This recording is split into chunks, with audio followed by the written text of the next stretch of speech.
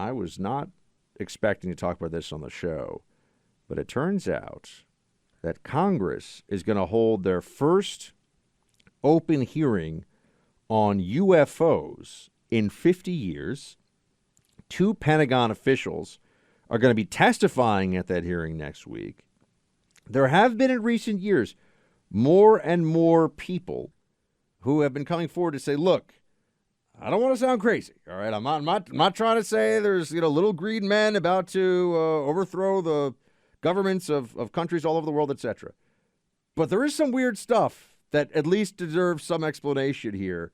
This is funny. I have no idea where are you Scully or Mulder? Where do you fall on the, for those, of course, that's a reference to the X-Files, which I didn't see that much of. I saw some of. Are you a believer or a skeptic when it comes to UFOs, Clay? I'm a believer. I think every generation thinks that they know everything. Doesn't matter what the subject is. If you went back and read in the 1700s, people are like, this era is the most brilliant ever. And it's always true because you're advancing in terms of the knowledge of society as a whole. So I think that there's tons of things we don't know about the larger universe. And I believe that there is likely intelligent life somewhere else in the cosmos. And so I believe in UFOs. I think that not only does intelligent life exist, I think that they've probably visited our planet at some point in time. What about you? The best, I'm a little more skeptical. I don't know. I'm not buying it. I feel like, first of all, why is it always so shady? Like, shouldn't we just have found some flying saucer somewhere? I think they're probably way hard? smarter than us. You think they're way smarter than us? I mean, they're way smarter than Biden. If they're coming to our planet, then we can't figure out how to get to their planet or their location, wherever it might be. So, yeah, I believe in alien life somewhere in the cosmos, and I think it's visited here. The greatest alien visits Earth movie is, I guess there's probably an obvious answer, but we haven't really, there's one. This is a good question. There's a recent one that I can't even remember. I think it had like Jodie Foster in it. Is it Contact, I think it's called? Is that right? I think it's Contact. I think that might be it. I thought that was pretty good. Yeah. I would have thought you would have gone E.T., given you got I haven't watched E.T. with the boys. I haven't seen E.T. in probably 25 or 30 years. You haven't watched E.T. with the kids? No, because it's a sad ending. See, this is where Uncle Buck comes through big. It's too sad. Unhealthy, delicious food for the kids. You're saying that because you don't have to worry about the tears. I don't want to watch super sad movies. Like E.T. has got a pretty sad component.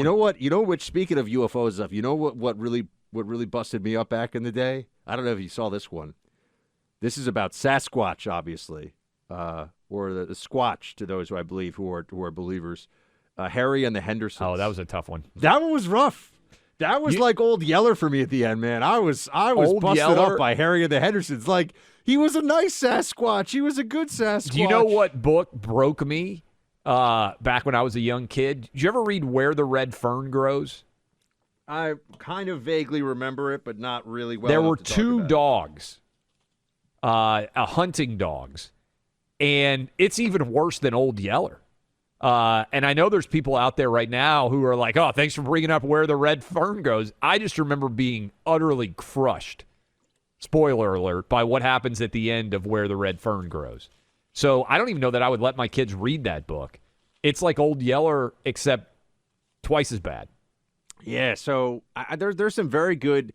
There was a period, I think in like mid-late 90s, UFOs became a particular fixation, right? It became something. There was that movie Fire in the Sky, which was about alien. Remember, that was the premise. Abduction, right? Yeah, the premise for a while was the alien abduction thing. Yes. Where they'd grab some guy, and of course, afterwards, he'd run into the town, he'd be having flashbacks. He's like, I swear the aliens all grabbed me, and everyone's like, you're crazy. And then, right. That was a thing for a while.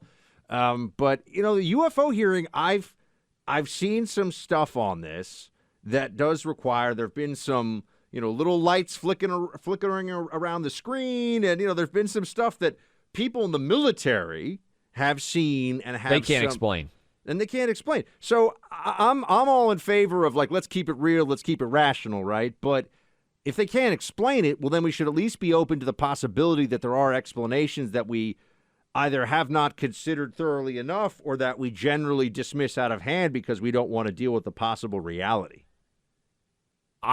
Look, this is the first hearing since what, like 1968? I think Gerald Ford, when he was still a congressman, was the last person to hold hearings in Congress on UFOs. And by the way, this was how crazy 2020 was. They had a story like in the New York Times where they're like, hey, we think UFOs are real. And it was buried on like the 18th page because there was so much chaos going on. People didn't even really care that much about the fact that UFOs might be real. I feel like people also play little games with this. I'm sure, by the way, I remember once I made some passing reference to Wiccans and witches years ago on radio, and members of the Wiccan community reached out, and they're like, we know you were just kidding, but we're out here, we're real, and we actually have, thoughts, feelings, hopes, desires. Like they actually I'm just trying to say, I'm not trying to offend the UFO community here, but I do think, which right now this is going to be bad, but I think we need to separate out unidentified flying object from intelligent other being. You know what I'm saying? Like there may be some physiological explanation for why this little thing is flying around that's not green spacemen and flying saucers kind of, right? So just a UFO is a very broad term. That's all I'm saying. The UFO community the government, and by the way, I don't even know that we can trust the government on anything. They're claiming that they don't have the technology to replicate what these UFOs are doing while there are fighter pilots out there in the air flying around and seeing these. So they are claiming that this is impossible for them to otherwise replicate. The Arrival, by the way, is, I think, what I might have been talking about. The recent movie. I'm wrong. It's not Contact. Contact was one, but it's not that recent. Yeah. I think that's like 20 years old. I think The Arrival is about where there's just a spaceship that shows up, and they're trying to give us a message, and we have to figure out what that message is. It's really well done. And Jodie Foster may not be in that one. I can't remember who was in it. I tried to watch The Martian. I fell asleep. I got to tell you. I haven't watched that one yet. Not Matt Damon's best. He wasn't sending us his best on that one, but some of these other ones, I'm telling you. The X-Files, it's a good watch from the original X-Files. A good watch from back in the day. No, it's fantastic. And the movies were good, too, that they made. That was Fox Mulder and the girl, Jillian Andrews, or whatever. Man, she was hot. One day I'll tell the story of years ago when I was making fun of some aspects of a Sasquatch movie, and it turned out that one of the actors who starred in the movie was listening to my show and called in. That was interesting. That's phenomenal. So, yeah, that Sasquatch is fantastic. Movie. That was a pretty good one, actually. I can't remember what it was called, but Primal Fear, I think, something like that. You believe in those or not?